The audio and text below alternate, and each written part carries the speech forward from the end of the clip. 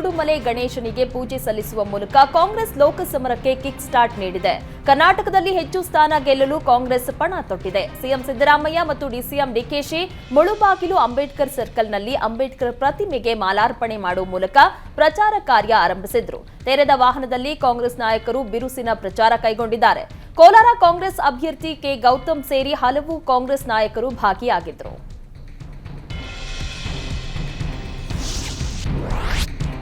ಕೋಲಾರ ಕಾಂಗ್ರೆಸ್ನಲ್ಲಿ ಯಾವುದೇ ಗೊಂದಲ ಇಲ್ಲ ಎಂದು ಸಿಎಂ ಸಿದ್ದರಾಮಯ್ಯ ಹೇಳಿದ್ದಾರೆ. ತುಂಬಾ ಜನರು ಟಿಕೆಟ್ ಕೇಳಿದ್ದಾರೆ, ಅದರಲ್ಲಿ ತಪ್ಪೇನಿದೆ? ಎಲ್ಲವೂ ಅಂತಿಮ ತೀರ್ಮಾನ ಆಗಿದೆ. ಕಾಂಗ್ರೆಸ್ ನಾಯಕರಲ್ಲಿ ಯಾವುದೇ ಗೊಂದಲ ಇಲ್ಲ, ಎಲ್ಲರೂ ಒಟ್ಟಾಗಿದ್ದೇವೆ ಎಂದು ಸಿಎಂ ಸಿದ್ದರಾಮಯ್ಯ ಹೇಳಿದ್ದಾರೆ.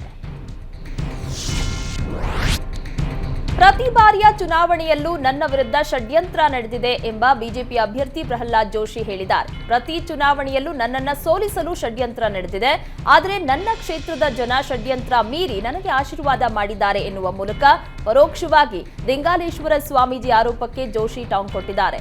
ಪ್ರತಿ ಸಲದಂತೆ ಈ ಬಾರಿಯೂ ಧಾರವಾಡ ಲೋಕಸಭಾ ಕ್ಷೇತ್ರದ ಮತದಾರರು ನನಗೆ ಆಶೀರ್ವಾದ ಮಾಡ್ತಾರೆ ಎಂದು ಜೋಶಿ ವಿಶ್ವಾಸ ವ್ಯಕ್ತಪಡಿಸಿದ್ದಾರೆ.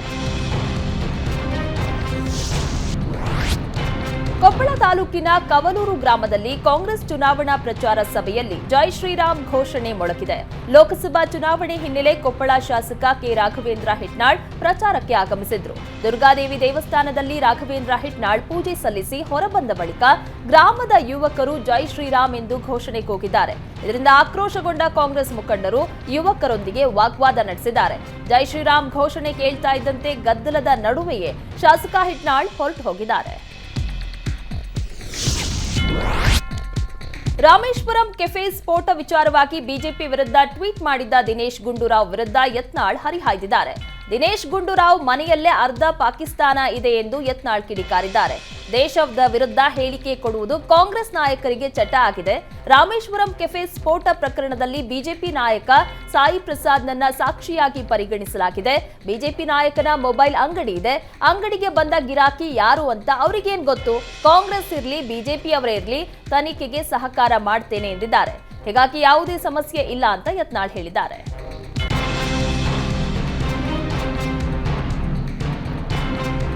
ಮಂಡ್ಯ ಲೋಕಸಭಾ ಕ್ಷೇತ್ರದಲ್ಲಿ ಪ್ರಚಾರದ ಕಾವು ಜೋರಾಗಿದೆ. ಕಾಂಗ್ರೆಸ್ ಅಭ್ಯರ್ಥಿ ಸ್ಟಾರ್ ಚಂದ್ರು ಶ್ರೀರಂಗಪಟ್ಟಣ ತಾಲೂಕಿನ ಬಸ್ತಿಪುರದಲ್ಲಿ ಭರ್ಜರಿ ಪ್ರಚಾರ ನಡೆಸಿದ್ರು. ಶಾಸಕ ರಮೇಶ್ ಬಂಡಿ ಸಿದ್ದೇಗೌಡ, ಜಿಲ್ಲಾ ಕಾಂಗ್ರೆಸ್ ಅಧ್ಯಕ್ಷ ಸಿಡಿ ಗಂಗಾಧರ್ ಸೇರಿ ಹಲವರು ಭಾಗಿಯಾಗಿದ್ರು. ಸ್ಟಾರ್ ಚಂದ್ರು ಹಳ್ಳಿ ಹಳ್ಳಿ ಸುತ್ತಿ ಅಬ್ಬರದ ಪ್ರಚಾರದ ಮೂಲಕ ಮತಯಾಚನೆ ಮಾಡ್ತಾ ಇದ್ದಾರೆ. ಶ್ರೀರಂಗಪಟ್ಟಣ ಕ್ಷೇತ್ರದ 26 ಗ್ರಾಮ ಪಂಚಾಯಿತಿ ವ್ಯಾಪ್ತಿಯಲ್ಲಿ ಪ್ರಚಾರ ಮಾಡ್ತಾ ಇದ್ದಾರೆ. ಮಂಡ್ಯದ ರೈತನ ಮಗನನ್ನ ಗೆಲ್ಲಿಸಲಿ, ರೈತರ ಕಷ್ಟ ಸುಖ ದುಃಖಗಳಿಗೆ ನಾನು ಆಗ್ತೀನಿ, ರಾಜ್ಯದ ರೀತಿ ಕೇಂದ್ರದಲ್ಲೂ ಕಾಂಗ್ರೆಸ್ ಸರ್ಕಾರ ಬಂದ್ರೆ ಅಭಿವೃದ್ಧಿ ಕೆಲಸಗಳು ಆಗತ್ತೆ ಅಂತ ಸ್ಟಾರ್ ಚಂದ್ರು ಹೇಳಿದ್ರು. ಲೋಕಸಭಾ ಚುನಾವಣೆ ಹೊತ್ತಲ್ಲಿ ನಕಲಿ ಸೋಷಿಯಲ್ ಪೇಜ್ಗಳ ಹಾವಳಿ ಜೋರಾಗಿದೆ. ಸಿಎಂ ಸಿದ್ದರಾಮಯ್ಯ ಪುತ್ರ ಡಾಕ್ಟರ್ ಯತೀಂದ್ರ ಅಭಿಮಾನಿ ಬಳಗ ಹೆಸರಲ್ಲಿ ನಕಲಿ ಪೇಜ್ ಕ್ರಿಯೇಟ್ ಮಾಡಲಾಗಿದೆ. ನಕಲಿ ಪೇಜ್ ಸೃಷ್ಟಿಸಿ ಕಾಂಗ್ರೆಸ್ ನಾಯಕರ ಅವಹೇಳನ ಮಾಡಲಾಗ್ತಾ ಇದೆ. CM Siddaramaiah, DK Shivakumar, DK Suresh ಬಗ್ಗೆ ಅವಹೇಳನಕಾರಿಯಾಗಿ ಫೋಟೋ ಮಾರ್ಕ್ ಮಾಡಿ ತೇಜೋವಧೆ ಮಾಡಲಾಗ್ತಾ ಇದೆ. ಚುನಾವಣೆ ಸಮಯದಲ್ಲೇ ಕಾಂಗ್ರೆಸ್ ಪಕ್ಷ ಹಾಗೂ ನಾಯಕರನ್ನ ಕೆಟ್ಟದಾಗಿ ಬಿಂಬಿಸಲಾಗ್ತಾ ಇದೆ. ಈ ಕಿಡಿಗೇಡಿ ಕೃತ್ಯದ ಬಗ್ಗೆ ಯಶವಂತಪುರ ಬ್ಲಾಕ್ ಯುವ ಕಾಂಗ್ರೆಸ್ ಮುಖಂಡ ಶಶಾಂಕ್ ಗೌಡ ದೂರನ್ನ ನೀಡಿದ್ದಾರೆ. ಈ ಬಗ್ಗೆ ಜಾಲಹಳ್ಳಿ ಪೊಲೀಸ್ ಠಾಣೆಯಲ್ಲಿ ಎಫ್ಐಆರ್ ದಾಖಲಾಗಿದ್ದು ಪೊಲೀಸರು ತನಿಖೆಯನ್ನ ಆರಂಭಿಸಿದ್ದಾರೆ.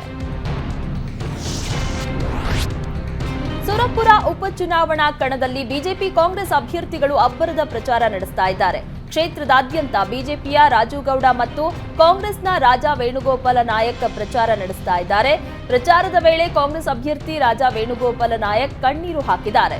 ತಮ್ಮ ಕುಟುಂಬಸ್ಥರ ಸಾವು ನೆನೆದು ಕಾಂಗ್ರೆಸ್ ಅಭ್ಯರ್ಥಿ ರಾಜಾ ವೇಣುಗೋಪಾಲ ನಾಯಕ್ ಭಾವುಕರಾಗಿದ್ದಾರೆ. ತಮ್ಮ ಚಿಕ್ಕಪ್ಪ, ನಮ್ಮ ಅಣ್ಣ, ತಮ್ಮ, ತಂದೆಯನ್ನ ಕಳೆದುಕೊಂಡಿದ್ದೇವೆ. ಕಳೆದ ಚುನಾವಣೆಯ ಮತ ಎಣಿಕೆಯ ದಿನವೇ ನಮ್ಮ ಅಣ್ಣ ರಾಜಾ ರೂಪಕುಮಾರ್ ನಾಯಕರನ್ನ ಕಳೆದುಕೊಂಡಿದ್ವಿ ಎಂದು ರಾಜಾ ವೇಣುಗೋಪಾಲ ನಾಯಕ ಭಾವುಕರಾದರು. ಲೋಕಸಭಾ ಮತ ಸಮರದಲ್ಲಿ ಸಿಎಂ ಡಿಸಿಎಂ ಹೇಳಿಕೆಗಳು ಹೊಸ ಚರ್ಚೆಯನ್ನ ಹುಟ್ಟುಹಾಕ್ತಾ ಇವೆ. ಒಂದೆಡೆ ವರುಣಾದಲ್ಲಿ ಸಿದ್ದರಾಮಯ್ಯ ಸಿಎಂ ಸ್ಥಾನದ ಕಾರ್ಡ್ ಪ್ಲೇ ಮಾಡಿದ್ದಾರೆ. ನಾನು ಸಿಎಂ ಸ್ಥಾನದಲ್ಲಿ ಇರಬೇಕೋ ಬೇಡವೋ ಎಂದು ಕಾರ್ಯಕರ್ತರನ್ನೇ ಪ್ರಶ್ನಿಸಿದ್ದಾರೆ. ನಾನು ಸಿಎಂ ಸ್ಥಾನದಲ್ಲಿ ಇರಬೇಕು ಅಂದ್ರೆ ವರುಣಾ ಕ್ಷೇತ್ರದಲ್ಲಿ 60,000 ಲೀಡ್ ಕೊಟ್ಟು ಗೆಲ್ಲಿಸಬೇಕು ಅಂತ ಕರೆ ಕೊಟ್ಟಿದ್ದಾರೆ. ಇದೆಲ್ಲ ಒಂದ್ ಕಡೆ ಆದ್ರೆ ಡಿಸಿಎಂ ಡಿಕೆಶಿ ಕೂಡ ಇದೇ ದಾಟಿಯಲ್ಲೇ ಮಾತಾಡಿದ್ದಾರೆ. ಕೆಪಿಸಿಸಿ ಕಾರ್ಯಾಧ್ಯಕ್ಷರ ಪದಗ್ರಹಣ ಕಾರ್ಯಕ್ರಮದಲ್ಲಿ ಮಾತನಾಡಿದ ಡಿಕೆಶಿ, ಕಾರ್ಯಾಧ್ಯಕ್ಷರ ಜೊತೆಗೂಡಿ ಪದಾಧಿಕಾರಿಗಳು ಕೆಲಸ ಮಾಡಬೇಕು. ಕೆಲಸ ಮಾಡದೇ ಇದ್ರೆ ಚುನಾವಣೆ ಬಳಿಕ ನೀವು ಮಾಜಿಗಳಾಗ್ತೀರಾ. ನಾನು ಎಷ್ಟು ದಿನ ಇರುತ್ತೇನೋ ಬಿಡುತ್ತೇನೋ ಗೊತ್ತಿಲ್ಲ ಎಂದಿದ್ದಾರೆ. ಈ ಮೂಲಕ ಸಿಎಂ ಡಿಸಿಎಂ ಹೇಳಿಕೆಗಳು ಚರ್ಚೆಗೆ ಎಡೆಮಾಡಿಕೊಟ್ಟಿವೆ. ಬಿಜೆಪಿಯವರು ಪತ್ರಿಕೆ ಮತ್ತು ಟಿವಿಗಳಲ್ಲಿ ಮೋದಿ ಕೆಲಸದ ಬಗ್ಗೆ ಸುಳ್ಳು ಜಾಹೀರಾತು ನೀಡ್ತಾ ಇದ್ದಾರೆ ಎಂದು ಸಚಿವ ಸಂತೋಷ್ ಲಾಡ್ ಆರೋಪಿಸಿದ್ದಾರೆ. ಬಿಜೆಪಿಯವರು ಟಿವಿ ಆಫ್ ಮಾಡಿಸಿ ಪ್ರಚಾರಕ್ಕೆ ಬರಲಿ ಎಂದು ಕೇಂದ್ರ ಸಚಿವ ಜೋಶಿಗೆ ಸಂತೋಷ್ ಲಾಡ್ ಸವಾಲ್ ಹಾಕಿದ್ದಾರೆ. ಮೋದಿ ತುಂಬಾ ಕೆಲಸ ಮಾಡಿದ್ದಾರೆ ಎಂದು ಜೋಶಿ ಹೇಳ್ತಾರೆ. ಮೋದಿ ನಿಜವಾಗಿ ಕೆಲಸ ಮಾಡಿದ್ದರೆ ಇಷ್ಟು ಪ್ರಚಾರ ಯಾಕೆ ಮಾಡ್ತಿದ್ದಾರೆ? ಟಿವಿ ಪತ್ರಿಕೆಗಳಲ್ಲಿ ಇಷ್ಟೆಲ್ಲ ಜಾಹೀರಾತು ಯಾಕೆ ಕೊಡ್ತಾ ಇದ್ದಾರೆ ಎಂದು ಸಂತೋಷ್ ಲಾಡ್ ಪ್ರಶ್ನಿಸಿದ್ದಾರೆ.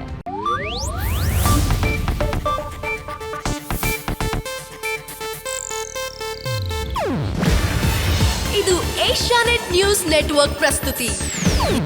ನೀವು ನೋಡ್ತಿದ್ದೀರಾ ಏಷ್ಯಾನೆಟ್ ಸುವರ್ಣ ನ್ಯೂಸ್.